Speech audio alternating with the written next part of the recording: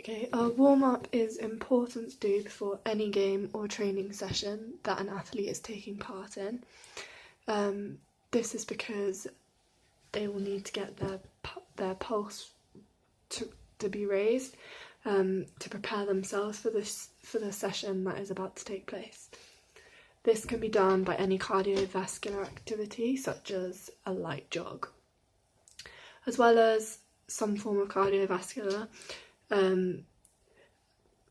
The muscles will need to be stretched out, muscles that the person is going to use during the game will need to be stretched out by doing mobility stretches.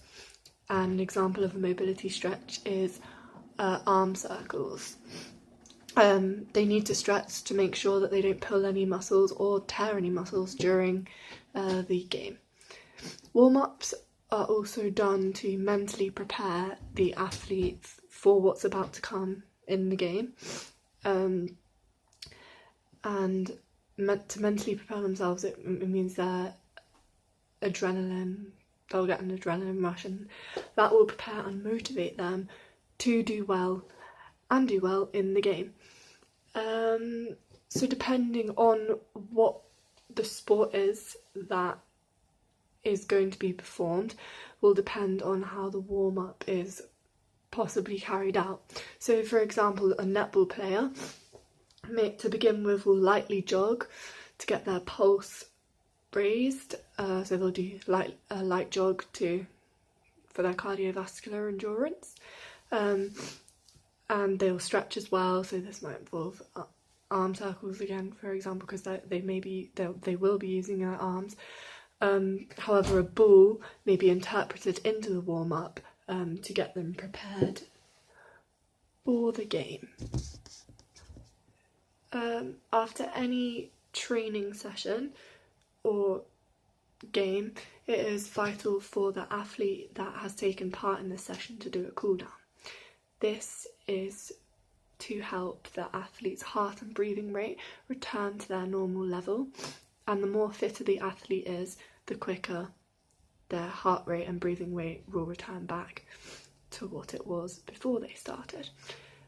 Doing a cool down will help to remove waste products from the muscles, such as lactic acid. And lactic acid is a substance that occurs in the muscles when oxygen levels are low, and the body starts to break down carbohydrates to use as a form of energy because there's no other energy source left.